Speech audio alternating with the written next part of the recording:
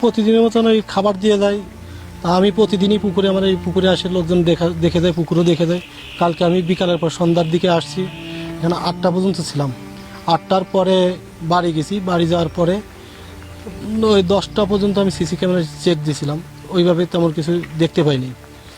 তারপরে ঘুমায় পড়ছি, ঘুম থেকে উঠে আমি সকালে ফোন দিয়েছি আমার লোকজনে, যে লাইট বন্ধ করে, ও লাইট বন্ধ করে গেছে, তখনও মাছ ভাসে ওঠে নাই মোরা। আমার কিছু ভুট্টা করছিল, ওই ভুট্টা শুকানোর জন্য বস্তা নিতে আসছিল, বস্তা নিতে এসে দেখে যে মাছ বাসা শুরু হয়েছে। তখন আমার ফোন দিয়েছে, আমি দ্রুত, তখন আনুমানিক 8টা বাজে আমি আসছি, আসে দেখে এই অবস্থা, আসে দেখি সব ট্যাংরা, গুলশা আর হলো আপনার এই নোনা ট্যাংরা, এই 3 ট্যাংরা ভাসে অলরেডি শেষ। পরে আমি পানিতে নামার সাথে দেখি যে শুধু মাছ আর মাছ, শুধু রুই মাছ এগুলো তলে পড়ে গেছে, রুই মাছ তলে পড়ে গেছে। পরে ডুব দিয়ে উঠলে কোনো ফাঁকা নাই, এই অবস্থা প্রায় 100 মণ মাছ, মিনিমাম 100 মণ মাছ আছে আমার এখানে ছিল, সাদা মাছ। পরে লোকজন সব খবর দিয়ে আসি, প্রায় 20 জনে আমরা এই মাছগুলো উঠাই। এখন পরে আমি 4 পাশ দিয়ে ঘুরছি, ঘোরার পরে দেখি যে ওই সিসি ক্যামেরার পাশে মানে দেখা যায় না এমন অবস্থা, ওই কলা গাছের এই যে এই দিকটা কলা গাছ না, এই কলা গাছের আড়াল থেকে ওই জায়গায় দেখা যাচ্ছে যা পাটটার ভাঙে গেছে, যা পাট দাগ আছে, ওইখান থেকে মারছে, ওই আপনার বিষ মারছে।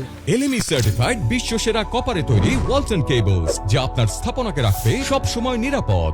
ওইখান থেকে বিষ যে দিয়েছে, ওইখানে ওই পাশ দিয়ে আইসে, ওই পশ্চিম পাশ দিয়ে মাঠের ভিতর দিয়ে আসে ওইখানে আপনার ওই মারছে। একটা বেসরকারি মানে প্রাইভেট কোম্পানিতে চাকরি করতাম, তারপরে করোনাকালীন সময়ে ওই চলে আসার পরে আমি এখানে মাছ চাষে শুরু করি।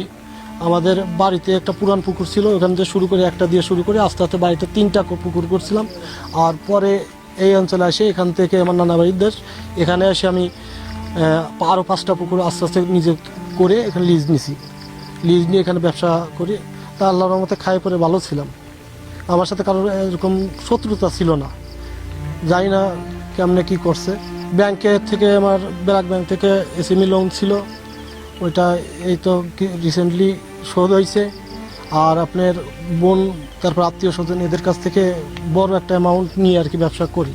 আমি মাছ মারাতে ব্যাপক আকারে ক্ষতিগ্রস্ত হয়েছি। আমি এখন বলবো, আমার বলার মতন শক্তি নাই, মানে প্রচুর টাকা লাগে। আমরা এই যে খাবার নামাইছি, আমরা কালকেও এখানে 4 লক্ষ টাকার খাবার নামাইছি, গাড়িতে আসছে, আমরা খাবার নামাচ্ছি, অথচ এরকম ক্ষতি আসলে মানা কষ্ট। তো আমরা চাই যে এর দ্রুত বিচার হোক। আমরা প্রতিদিন এখানে মাঝে মধ্যে কাজ করি, ভাইয়ের বাসা অনেক দূরে জামালপুরে, তো এখানে আমরা থাকি, অনেকে পাহারা দেয়, পাহারায় লোক আছে, তো আমাদের পাশাপাশি আমরা মাছ ধরি। সেই হিসাবে আমরা সকালে আসছি, এসে দেখছি এখানে ছোট মাছগুলো ভেসে গেছে, ভাসার পরে পানিতে নামার পরে দেখা যায় নিচে শুধু মানে পা ফেললেই মাছ। এখানে তো অনেক মাছ, যেহেতু সে ভালো একজন ব্যবসায়ী, আমাদের মধুখালী অঞ্চলে মনে কর মোটামুটি ভালো ব্যবসাচ্ছে। তো আমরা অনেক দিন ধরে ওনার সাথে আছি। তো এই এলাকায় ওনার তেমন কোনো শত্রু নাই, আমরা যতটুকুন জানি এলাকায় ওনার তেমন শত্রু নাই। কিন্তু তার মাঝেও মানে উনি এখানে ব্যবসা করে, আমরা কাজ করি, সেই হিসাবে আমরা কারোর সাথে এমন কোনো খারাপ ব্যবহার করি না যে বা এই ধরনের ক্ষতি করবি। কিন্তু হঠাৎ করে এরকম হইলো আসলে এটা আমরা বুঝতে পারি নাই।